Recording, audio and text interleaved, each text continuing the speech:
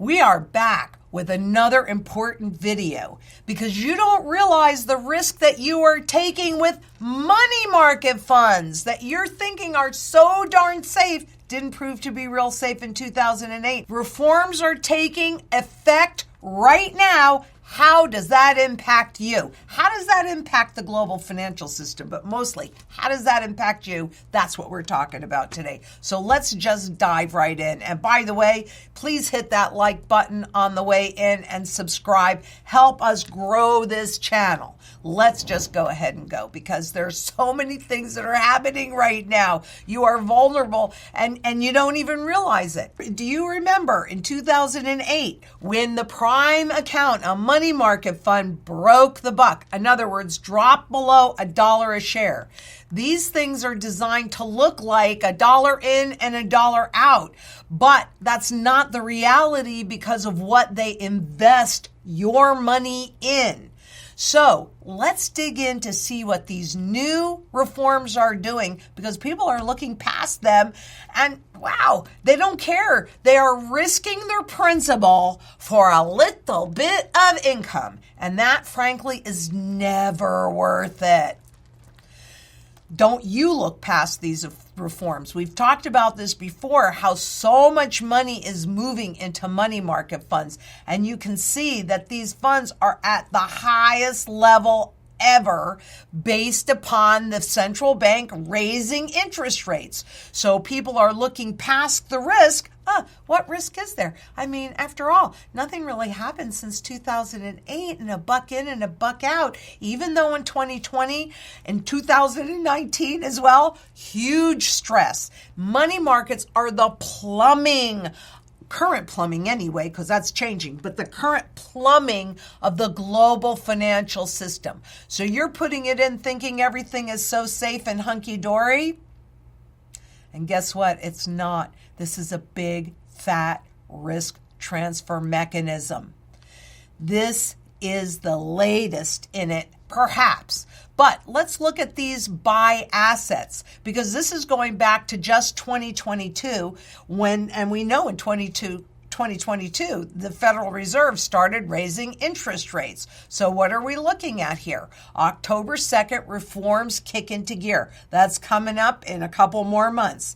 What those do is support the governments, all of the bonds and the debt that our government needs to issue. Who's going to buy them? Who's going to buy them? They've got to create that market. Part of these reforms are about creating that market and putting all of that new debt that they have to issue into your hands. It's not really a good thing. So you can see that that's risen reasonably dramatically, but that is mostly about institutional buyers. These are the retail prime account that aren't sitting on the government debt. They're sitting on corporate debt. And that has grown a whole lot more. Can you see the risk transfer? We're going back to that in a minute. Retail investors have accounted for about 69% of the $1.49 trillion that has flowed into the money market fund space since March of 2022. A lot of what we're hearing on those talking heads on Wall Street is how much cash is sitting on the sidelines ready to go into the stock market to push that up even higher. But what if it gets frozen in there? Do you think that that's a possibility? Let's continue. And you need to be watching all of these videos because quite frankly, these are all tied together, not just the money market reforms, but what's happening in the fintech area and the banking sector and the FDIC. You gotta be aware because ignorance does not make you immune. It just leaves you vulnerable. And I don't want anybody to be vulnerable. I want you all to make educated choices that puts your best interest first. So you can see that the risk is being transferred to the public in these retail prime money market funds that are investing in corporate debt rather than treasuries where to repay you, they can just do this to repay you. Yeah, you'll get your principal back, but of course, it's not going to buy the same thing that it does today. But that's another story for another day. Let's just continue on. Similar to the reforms following the 2007-2008 financial crisis, these amendments attempt to respond to significant market events. So they know that there is a looming crisis. They've known that since 2008, but that was tested in 2020 and was almost a big fat fail, except for all of that money printing. So they've been getting ready ever since. We've spoken about this before. But let's look at the government money market funds, which is this area here. And then mandatory liquidity fees. In other words, you go to take your money out and they go, oh, you're going to have to pay this fee. And they make the fees high enough that you go, oh, no, I'm not going to do that. Now, that area is an institutional only. Who's institutional? Oh, the managers of money markets, ETFs, any other mutual funds, annuities, etc. So it says institutional only, but guess who the bottom line gets impacted? And that would be you. That would be you. Additionally, discretionary liquidity fees, so they can do it if they want to, if they don't want to, but if they feel that there's a run on the money market, those fees will kick into gear. And again, they will be high enough where you're going, oh no, maybe I don't want to do that. That's how they always do that. Of course, even though it says NA under the government money market funds, that is an option, and they can change that quite easily just by saying we're changing it. So it doesn't really mean anything. It's just a way to woo you in and create this false sense of security. Would our government do that? I'm thinking yes. Now, amendments related to potential negative interest rates.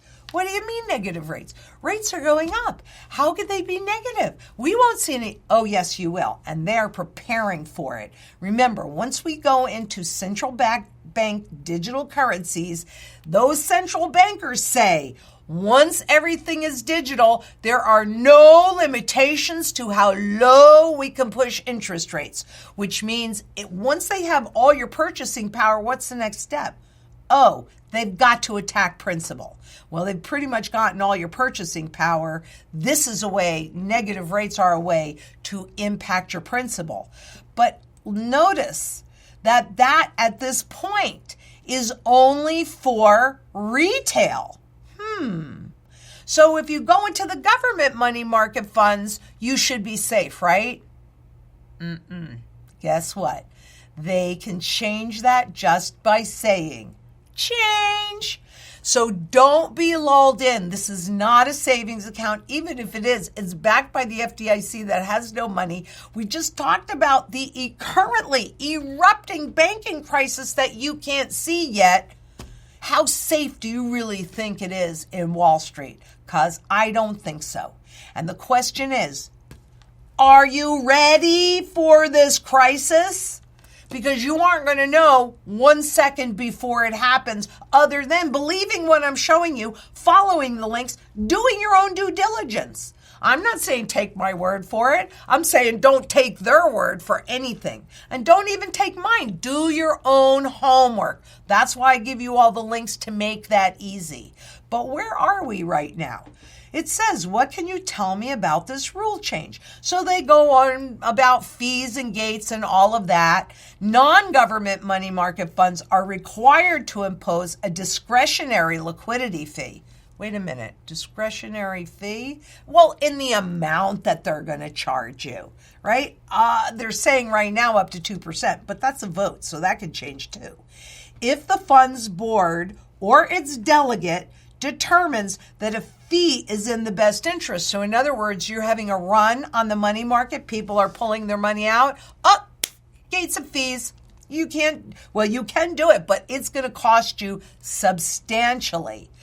Government, including Treasury money market funds, may opt into the discretionary liquidity fees. So they're saying, no, not applicable. Yeah, applicable if there is a run, then they are going to stop you from running. Institutional prime and institutional municipal tax-exempt money market funds will be required to impose a mandatory liquidity fee if a fund experiences net redemptions that exceed 5% of net assets in a single day. But here's the real one. Or such smaller amount of net redemptions as the board determines. So you have a run, they see business picking up as far as withdrawals picking up. And what do they say? Oh, let's impose that fee and stop this run.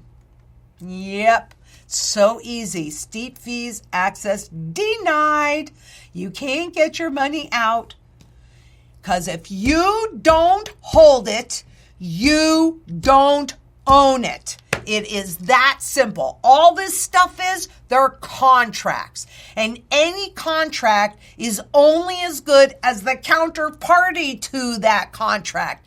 If they have the money, but they're the ones that write all the rules. They can do any darn thing that they want. And there's not one thing that you can do. And what does the Bank for International Settlements say? Gold is the only financial asset that runs no counterparty risk. You've got to get away from the risk. That's why all the central banks have been buying it like crazy. But now, for a government or retail money market fund with a stable net asset value, which means you put in $1, you get out $1. That is a stable NAV, net asset value. Okay, so now what they're talking about is a reverse distribution mechanism, also called RDM. Do you know what that is? I'll tell you what it is. In order, when they go to negative rates, they want to keep it looking like $1 because that keeps you blind as to what's actually happening. And so in order to do that, you will own fewer shares to keep it at that $1. Reducing the number, RDM refers to a money market fund reducing the number of its shares outstanding to seek to maintain a stable NAV, that $1 value, because I believe it was Henry Kissinger who said, it's not what's true that matters, it is what is perceived to be true that matters. Are you going to be fooled by these lies? I hope not, because they're getting ready for them. They want you to think, oh, in at $1 and out at $1. Of course, now you're going to have a lot fewer shares.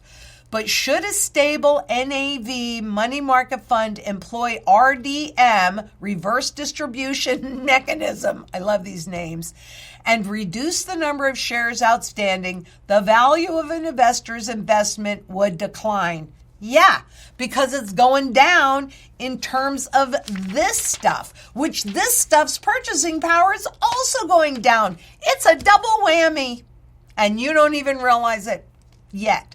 And what do you have to do about it? Is there any action required? No. Shareholder action is not required. As long as you continue to use the money market fund, then legally you have agreed that whatever they do is okay with you. Because who reads these big fat book prospectuses that's written in itty bitty teeny weeny font? Nobody, except the lawyers that write them. And who do you think they are protecting in that prospectus? Not you. You are taking all the risk, you are paying all the fees, and they walk away scot-free. Did anybody go to jail in 2008? Some protesters, but no bankers.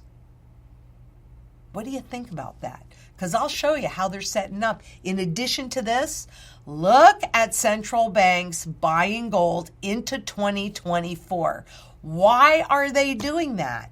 You can see here's 2005 where there was peak gold sales, and then that changed ever since then. And now even into the first quarter of 2024, they are breaking records in their gold purchases.